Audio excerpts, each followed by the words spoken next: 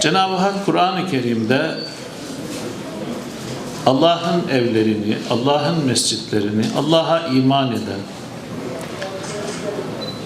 ahiret gününe iman eden, namazı kılan, zekatı veren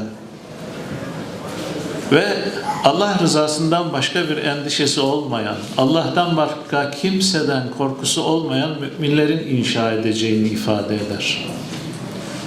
Bu topluluk, ayette müjdelenen bu topluluk sizlersiniz. Cenab-ı Hak bu emeğinizi her iki cihanda da inşallah mükafatlandırsın. Çünkü Efendimiz, rehberimiz, sevgili Peygamberimiz sallallahu aleyhi ve sellem Efendimiz, kim bir mescit yaparsa dünyada Cenab-ı Hak ahirette ona misliyle mükafat eder.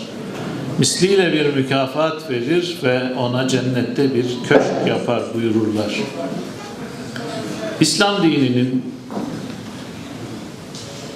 fertleri olarak, Müslümanlar olarak çoğunluk olmadığımız bir coğrafyada farklı dinlerin bir arada yaşadığı gurbette yaşıyoruz. 40. yılımızdan bahsedildi DİTİB'in çalışmalarını.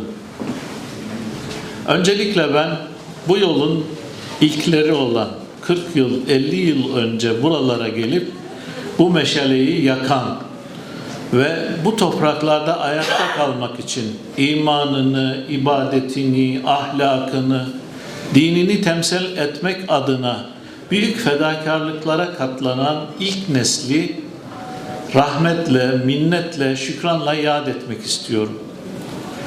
Rahmeti Rahman'a kavuşmuş olan o büyüklerimize Cenab-ı Hak'tan sonsuz rahmetler diliyorum. Mekanları cennet olsun. Bizlere düşen onların bu fedakarane çalışmalarını devam ettirmek ve bu topraklarda var imanımızla, Kur'an'ımızla, ibadetlerimizle nesillerimizi bu bilinçle yetiştirebilmek adına çaba ve gayret göstermek olmalı. Onların başlattığı bu hizmetlerin akamete uğramaması için bize düşen hangi fedakarlıklar varsa onları tamamlamak bizim görevimiz olmalı.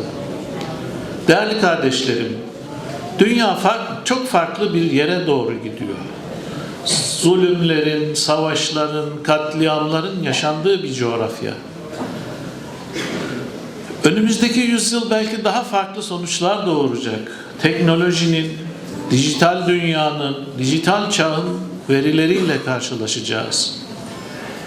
Nesillerimizi her türlü kötülükten kurtarabilmek için orada yüce kitabımızın, imanımızın, her konuda bize rehber olan sevgili Peygamberimizin ahlakının hayatımıza ve nesillerimize aktarılması adına büyük çaba ve gayret göstermemiz gerekiyor. Cenab-ı Hak bizleri bu hususta inşallah muvaffak eylesin. Hazreti Ali Efendimiz çok güzel bir ifadesinde şöyle buyurur: evlatlarınızı, çocuklarınızı sizin yaşadığınız çağa göre değil, onların yaşayacakları çağa göre yetiştiriniz. Bugün yavrularımızı ve gençlerimizi bekleyen büyük tehlikeler var. Onların imanına halel getirecek büyük saldırılar altındalar.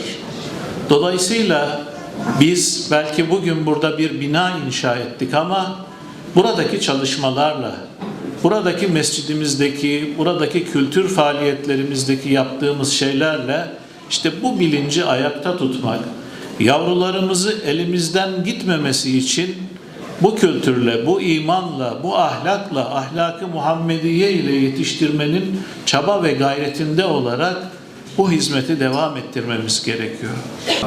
Hayırlı uğurlu olsun. Ya Allah, Bismillah.